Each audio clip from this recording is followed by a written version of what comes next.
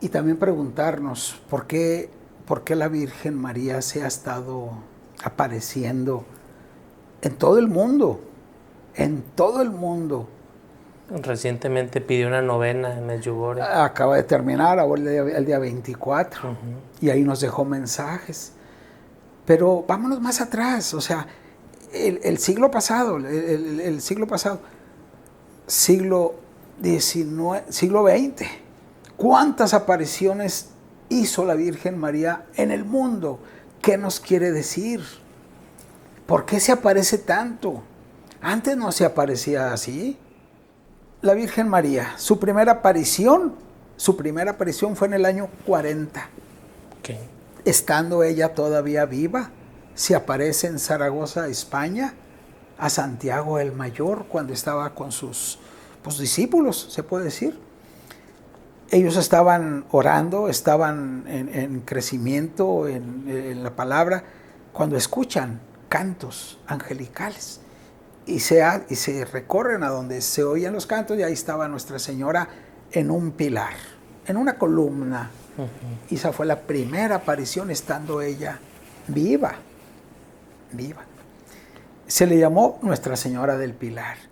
Después de ahí fue hasta el año 125 y luego después hasta el 358, después hasta el 1061.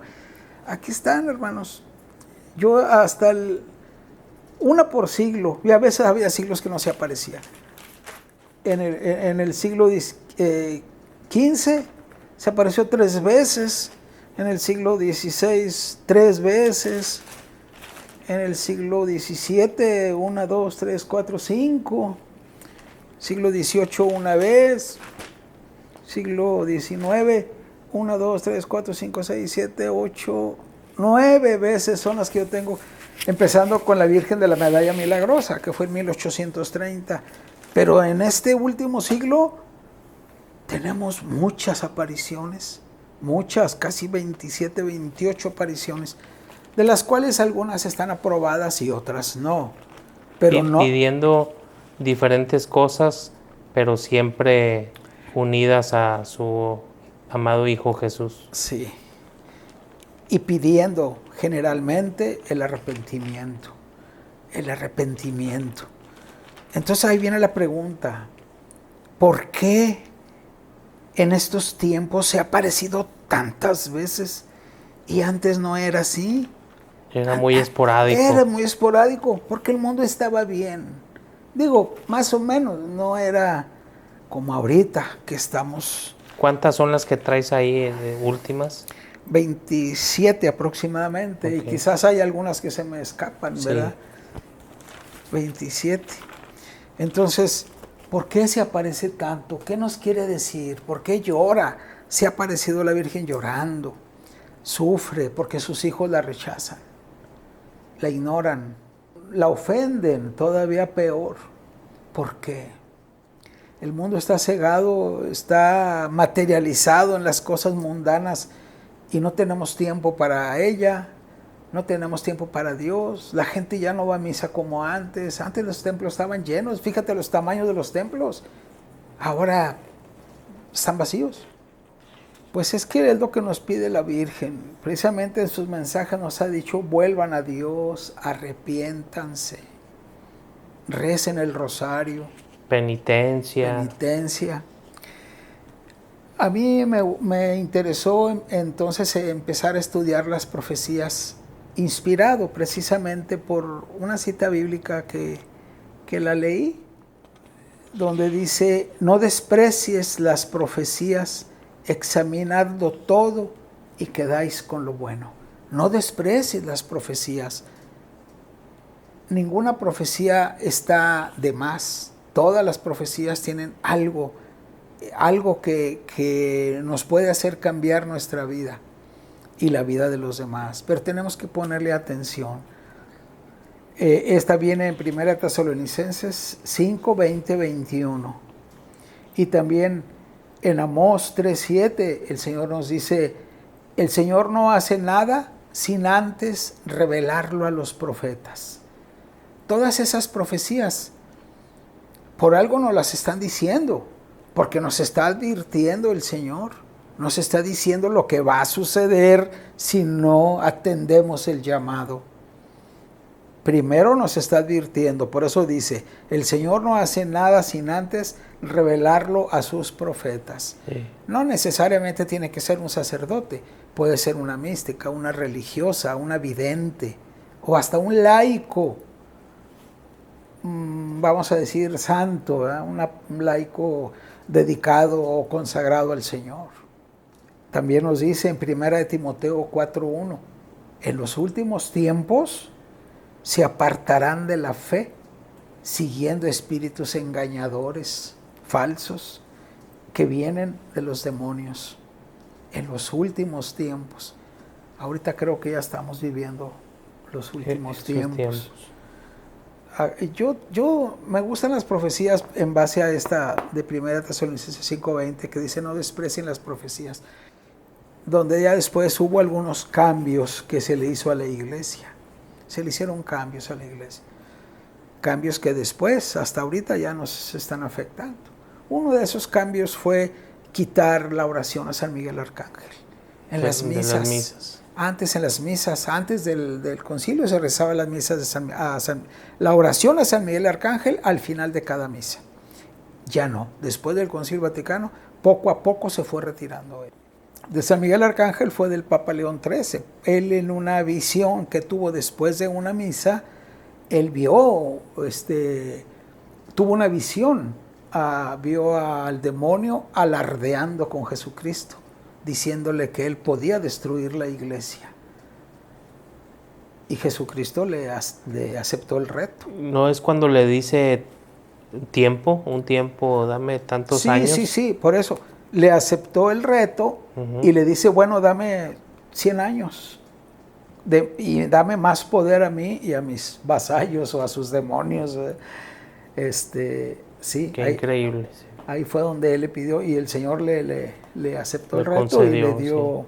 Sí. También lo dicen las místicas, las videntes, también hay varias que también lo mencionan y en diferentes épocas y lugares. También el Papa Pablo VI dijo, Pablo VI, el humo de Satanás ha entrado en la iglesia. Y Pablo VI fue la época del Concilio Vaticano II.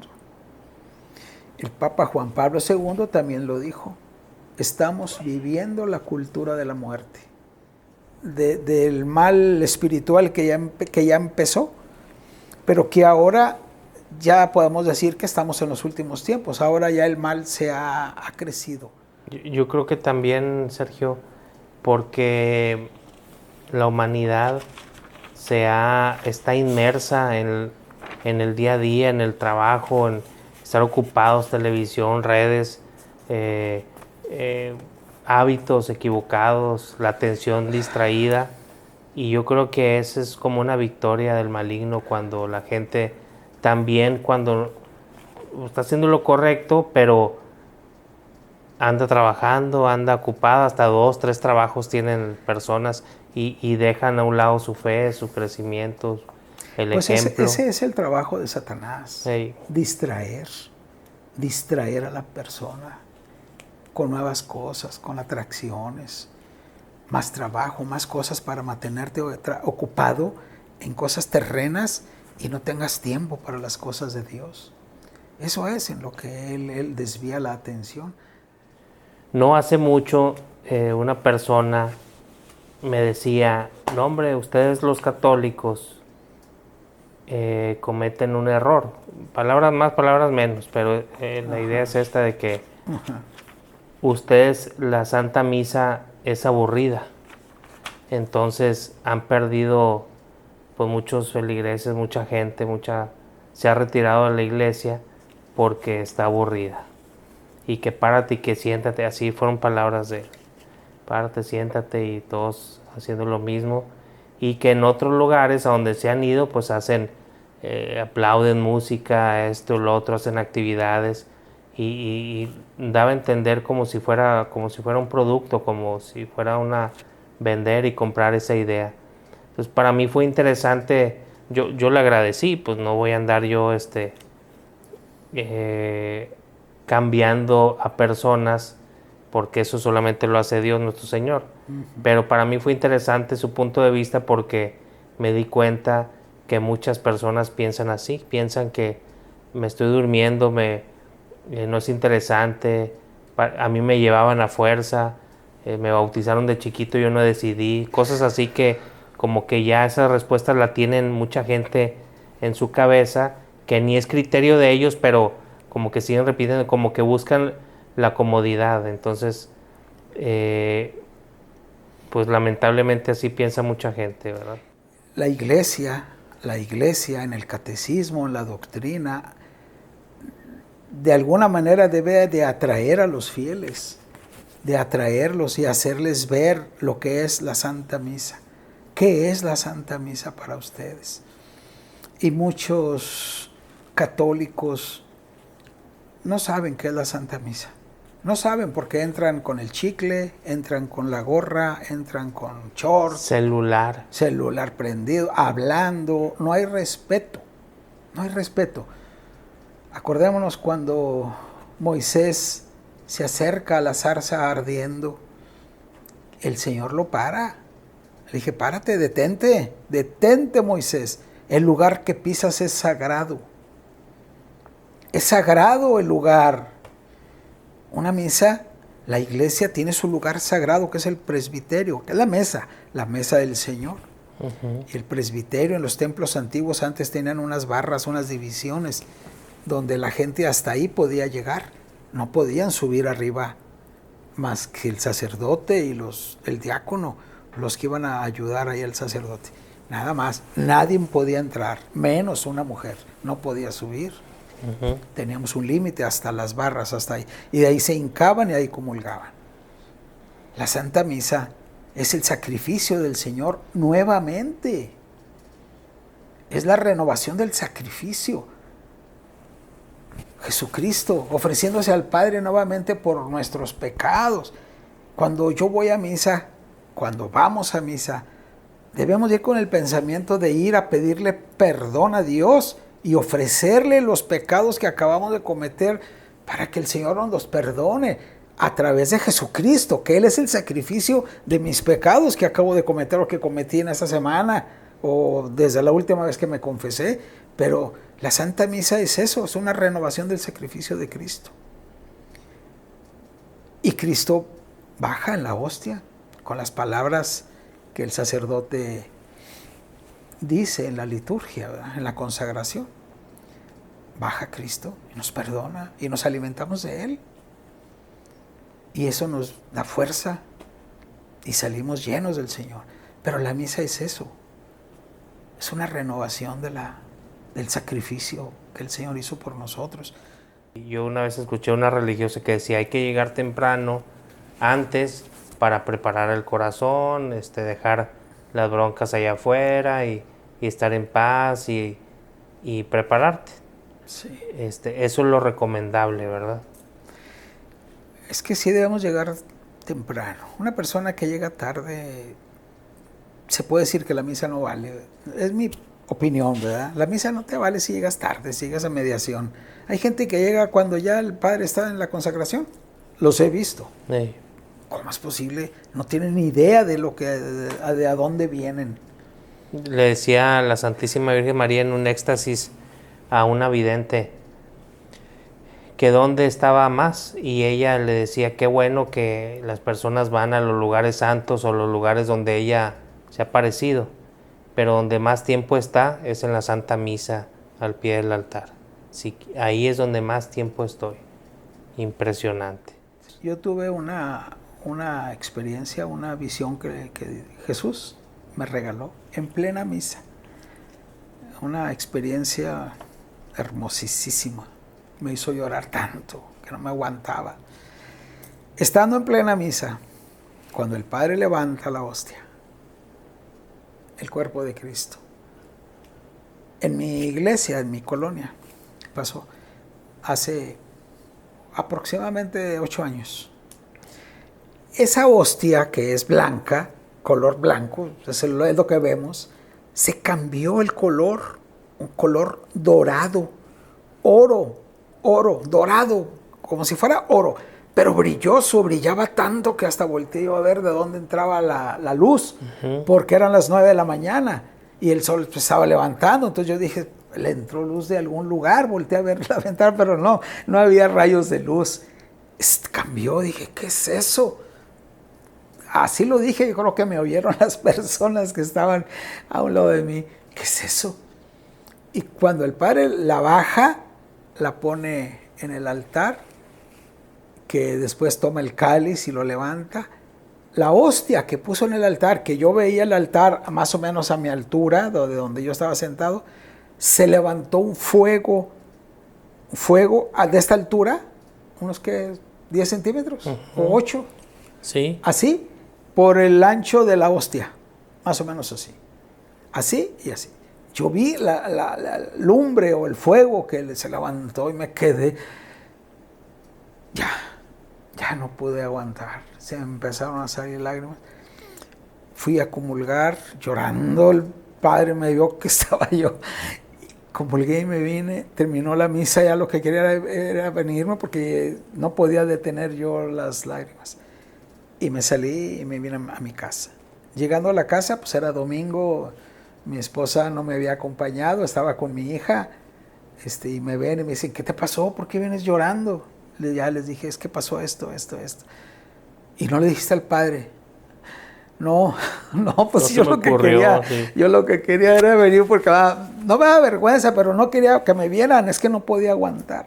Me regresé y ya mucha gente ya se había ido, el padre todavía lo estaba por ahí, le dije, padre, sucedió esto, vi esto y vi que se levantó. Y me dice, ¿estaría dispuesto a decirlo aquí en la misa, su testimonio? Le dije, sí, claro que sí. Entonces... ¿Y lo diste el testimonio? Sí, di el testimonio. Sí pasé. Es una realidad porque Jesús lo dijo. Este es mi cuerpo, esta es mi sangre. Claro. Entonces, sí, a mí me pasó un testimonio tan hermoso. Pero bueno, ya en estos tiempos que estamos viviendo, nuestras místicas, santos, santas, sacerdotes, religiosas, hasta laicos, consagrados, laicos, con cierto grado de santidad, nos han dado muchos avisos, mensajes, profecías que la Virgen y Jesús nos han dejado. Pues yo invitaría a todos los hermanos que nos estén escuchando que busquen, que investiguen, dedíquenle más tiempo a las cosas de Dios. Yo he estado viendo algunos también mensajes o profecías del judaísmo, también de Israel. Y por ejemplo, Israel tiene la creencia de que cada 2000 años suceden eventos grandes, eventos fuertes. Cada 2000 años. Por ejemplo, ellos dicen que de Adán, desde el tiempo de Adán hasta el llamado de Abraham, pasaron 2000 años. Del llamado de Abraham al nacimiento de Jesucristo, pasaron 2000 años. Y de Jesucristo hasta su venida, o no venida, hasta el fin de los tiempos, van a pasar otros 2000 años. ¿Sí? Entonces son 2, 4, 6,000 años, según los judíos. 6,000 años para el fin de los tiempos. Ya pasaron eventos, viene este evento. Ahora, ¿en qué año están en Israel? Actualmente están en el año 5994. Faltan 6 años, según ellos, para que sucedan eventos fuertes.